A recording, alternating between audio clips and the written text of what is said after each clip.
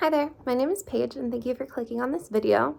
Today I wanted to talk about the two characters in The Legend of Korra, Tarrlok, and his brother Amon, which his birth name was Noatak. They are both from the same family, obviously they're brothers. Their dad is named Yakone. So today we're going to talk about, this is just my analysis by the way, I'm not a psychiatrist or anything like that.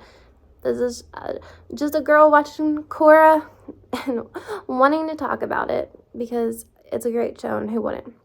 So anyways, this is just my analysis of the two brothers. And I did an analysis on Zuko and Azula from Avatar The Last Airbender. So I thought it would be really cool to analyze these two characters because they kind of have similar backgrounds.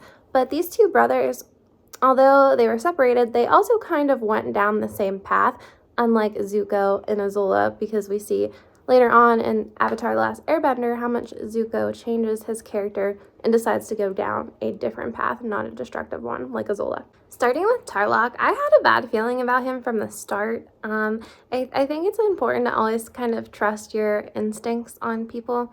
If they seem kind of sketchy, they probably are. And it just reminded me of, because I was like, maybe when I first watched the show, I was like, maybe, you know, I'm being paranoid. Maybe he's going to be a great person in the show the whole time.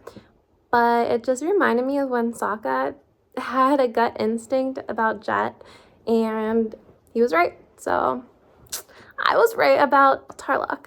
He ended up capturing Korra, obviously. You know this if you've seen it. If you haven't seen it, you probably shouldn't be watching any of these videos because they're just going to ruin everything for you.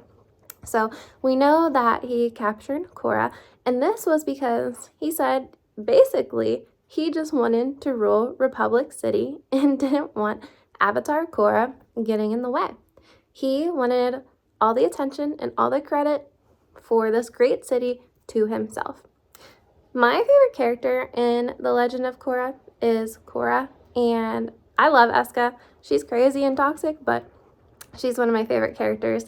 And I'm just curious to know who your favorite character is in The Legend of Korra. I'm also curious to know if you even like The Legend of Korra. Some people don't like it.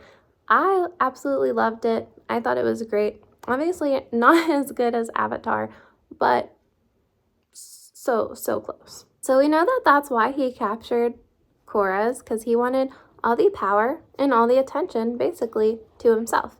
And this reminds me of his brother Amon. Amon basically said that he wanted everyone to be equal, and although that could have been true, it kind of seemed like he was more obsessed with having people worship him and having power and control and attention. I think these two brothers both needed attention so bad because their father didn't give them that much attention. I mean, their dad gave Amon a lot more attention because he was kind of a better bender than Tarrlok was, but I think they were both lacking attention because they were both totally used just to be benders by their dad. They had been working since they were a kid to be great bloodbenders, and that's not cool.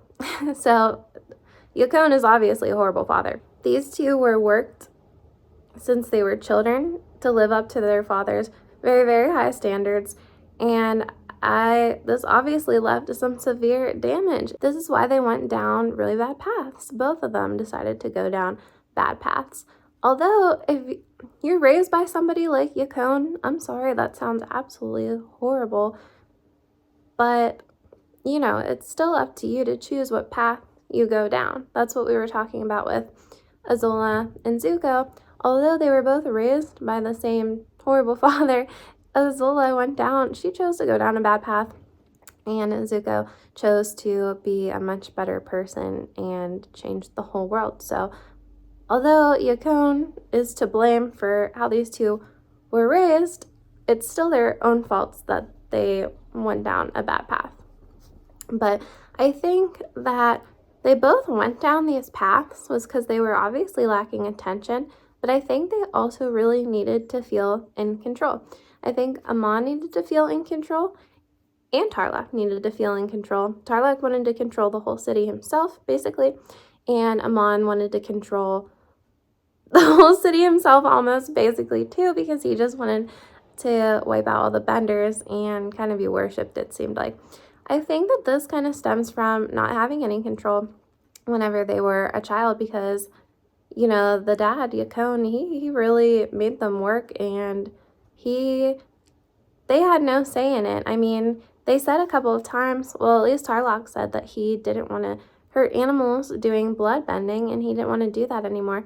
And his dad just yelled at him, obviously, and he worked them both very hard. I think that, I'm sure as children, they felt very out of control. So I think as adults, they just kind of did whatever they could to control their lives. But then it kind of ended up wanting to control others as well, a little bit too much. So I think that's why they both wanted so much power and so much control and so much attention, is because they lacked that as children. And I think that they were probably just scared, and, you know, they just wanted to live their lives, but they both chose bad paths to do that. And it's very unfortunate, because look at Zuko, look at what he did. He changed the whole world for the better. But these two really messed things up in Republic City. Although these two characters aren't the best characters, I mean, they're great characters in the show. They're needed in the show for entertainment, but, you know, personality-wise and ethics and stuff, they're just not the best people. Despite them both being horrible people, they are very hard workers. Both Amon and both Tarrlok work very hard to achieve their goals and dreams, and they do not give up. However, they lack severe empathy for others, but so did their dad. Their dad lacked empathy for animals and empathy for his children just to get whatever he wanted. And I think that these two ended up doing this as adults because that's just what they wanted to do as well. They had no empathy for other people, and they just wanted to reach their goal no matter how many people they hurt in the process. They are hard workers because they were raised to work very hard and please their dad. However, you know, they could have used that hard work to do something good for the city instead.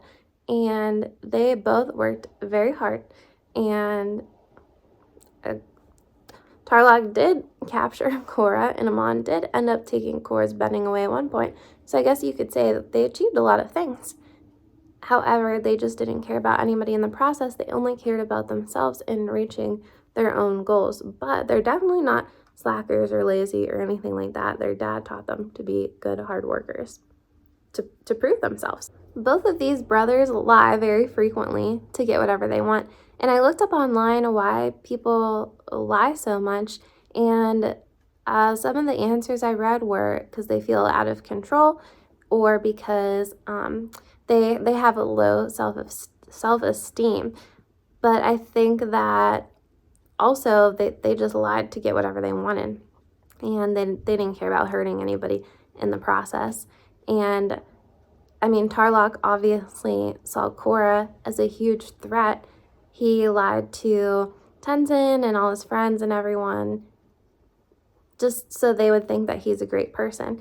And Amon would lie to so much of Republic City, to the Equalist, because he wanted to be worshipped as well, and he wanted to achieve his dreams, but he was lying the whole time because he was secretly a bender. Even, I'm sorry, I'm not sure what you call it, even his, I'm just going to call it his best man, his sword fighter on his side, was very, very hurt and upset whenever he found out that Amon could actually waterbend, and he just didn't even care. He was like, his best man was like,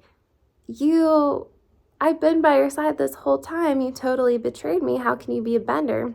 And Amon just kind of wipes him out, basically. You know, it's very sad that he didn't care about his close relationship with other people. He was living a lie just for himself.